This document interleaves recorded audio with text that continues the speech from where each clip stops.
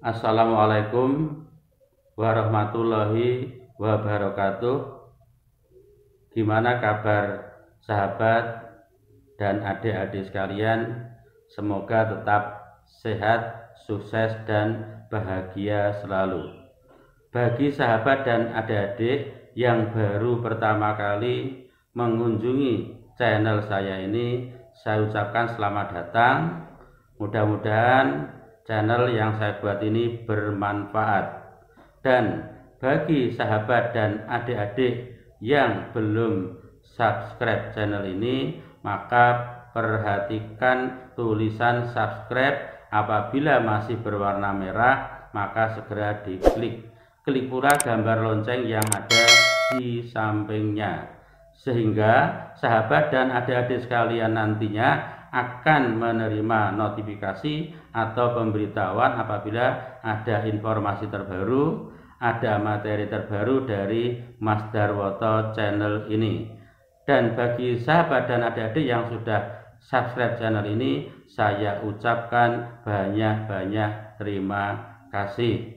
Baik, sekarang kita langsung saja mengikuti materi yang ada dalam video berikut ini.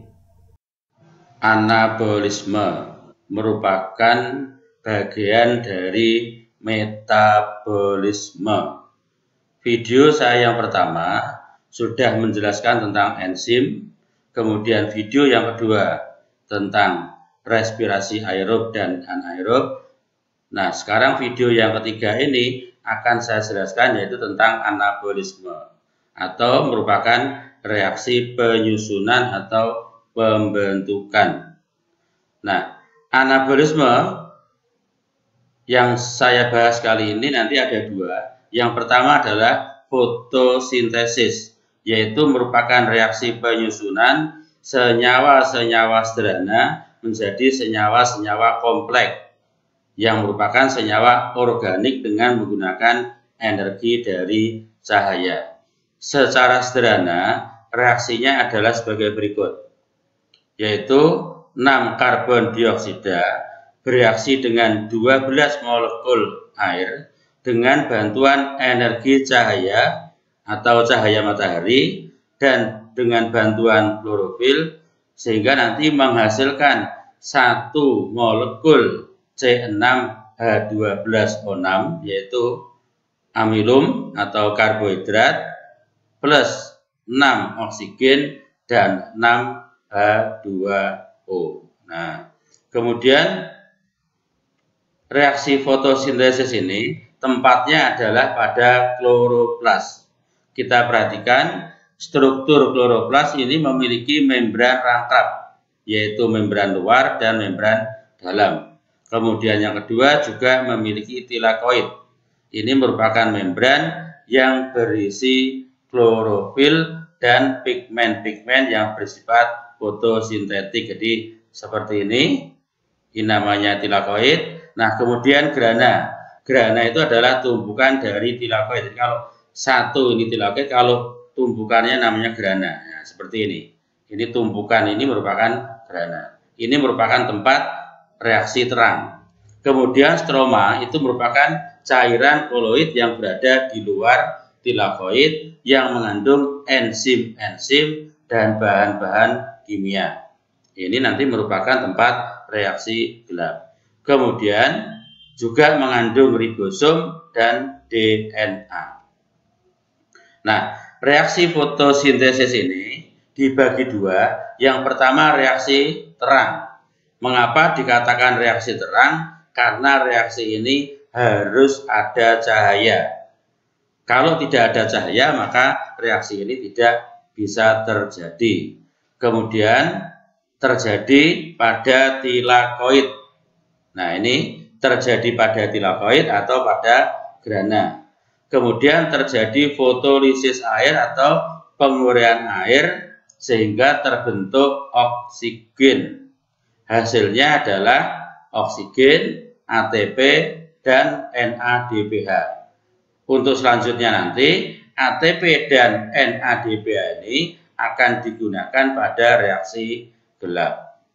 Nah, reaksi terang ini terdiri dari dua aliran elektron. Yang pertama adalah aliran elektron non-siklik atau non-siklus. Nah, kita perhatikan nanti dari sini, nah, ke sini. Nah, ini tidak membentuk siklus, sehingga disebut dengan non-siklik. Hasilnya apa? Yang pertama adalah ATP dan yang kedua adalah NADPH. Kemudian yang kedua adalah aliran elektron siklik atau siklus. Mengapa dikatakan siklus? Karena kalau kita perhatikan dari sini ya, diperhatikan dari sini kemudian akseptor primer nanti akan kembali ke sini lagi sehingga nanti membentuk siklus, maka disebut dengan aliran elektron siklik. Hasilnya kalau yang siklik ini hanya berupa ATP saja. Kemudian yang berikutnya adalah reaksi gelap. Mengapa dikatakan reaksi gelap? Karena tidak harus ada cahaya. Tidak harus ada cahaya ini berarti ada cahaya bisa, tidak ada cahaya pun bisa terjadi. Kemudian terjadi pada stroma. Di stroma itu pada kloroplas. Nah, reaksi terang ini terdiri dari 3 tahap.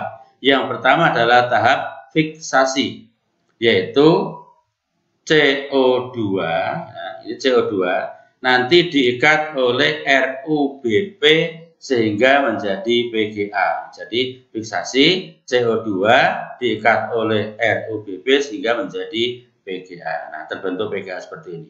Kemudian yang kedua adalah proses reduksi atau pengurangan.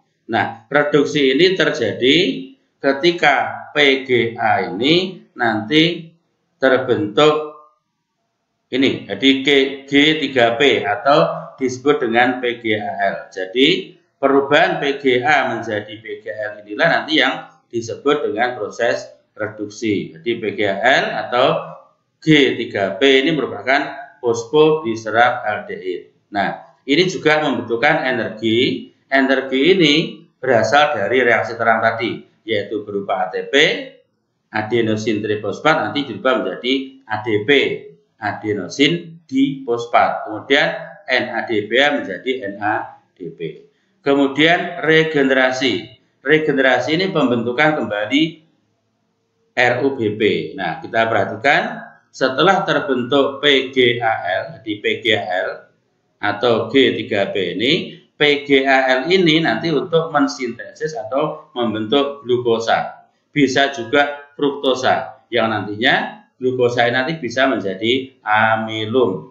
Nah, di samping untuk sintesis amilum, yaitu nanti glukosa, fruktosa dan nanti membentuk amilum, maka PGAL ini nanti juga untuk membentuk kembali RUBP. Nah, pembentukan kembali RUBP inilah yang disebut dengan tahap regenerasi. Kemudian yang berikutnya, di mana perbedaan antara reaksi terang dengan reaksi gelap. Pertama, tempatnya. Reaksi terang tempatnya pada grana, reaksi gelap tempatnya pada stroma. Kemudian yang diperlukan. Reaksi terang memerlukan H2O, ADP, dan cahaya, yang pada umumnya cahaya matahari. Sedangkan reaksi gelap yang dibutuhkan nanti ini CO2, ATP, dan NADPH. Kemudian hasil reaksi terang adalah NADPH, ATP, dan O2.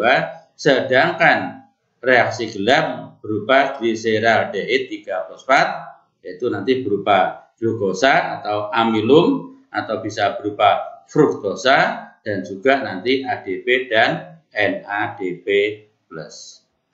Nah, sekarang pembuktian fotosintesis. Nah, ahli biologi yang membuktikan proses fotosintesis yang pertama adalah Ingenhousz. Ini membuktikan bahwa fotosintesis menghasilkan oksigen. Nah, ini biasanya kalau percobaan di sekolah menggunakan tanaman air yaitu hidrilla.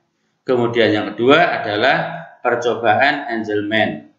Ini tujuannya untuk membuktikan bahwa fotosintesis menghasilkan oksigen dan terjadi pada sel-sel yang mengandung klorofil. Nah, ini biasanya digunakan ganggang, spirogyra atau bakteri aerob, jadi bakteri yang mengandung klorofil. Nah, kemudian yang ketiga yaitu percobaan Julius von Schack atau disebut juga dengan percobaan Schack. Ini membuktikan bahwa fotosintesis menghasilkan karbohidrat yaitu yang berupa amilum. Nah, sekarang saya teruskan yaitu kemosintesis. Kemosintesis adalah proses penyusunan bahan organik yaitu berupa karbohidrat dari H2O dan CO2 yang menggunakan energi kimia. Jadi, kalau fotosintesis tadi energinya berupa cahaya, kalau kemosintesis energinya berupa energi kimia. Kemosintesis ini terjadi pada umumnya pada kelompok bakteri seperti di contoh ini ada bakteri nitrifikasi misalnya atau bakteri belerang. Nah, ini prosesnya seperti ini nanti. Ini adalah contoh untuk kemosintesis. Nah, kemudian di mana letak perbedaan antara fotosintesis dengan kemosintesis? Yang pertama adalah dari senyawa yang terlibat. Kalau fotosintesis yaitu CO2, H2O, sedangkan kemosintesis berupa senyawa organik O2, CO2, dan H2O. Kemudian tempatnya fotosintesis pada kloroplas, sedangkan untuk kemosintesis yaitu pada pigmen semacam klorofil. Kemudian sumber energinya ini berupa cahaya atau cahaya matahari, ini merupakan senyawa organik yang dioksidasi. Kemudian pelakunya ini adalah tumbuhan atau organisme yang berklorofil. Sedangkan ini adalah mikroorganisme kemosintetik, misalnya adalah bakteri.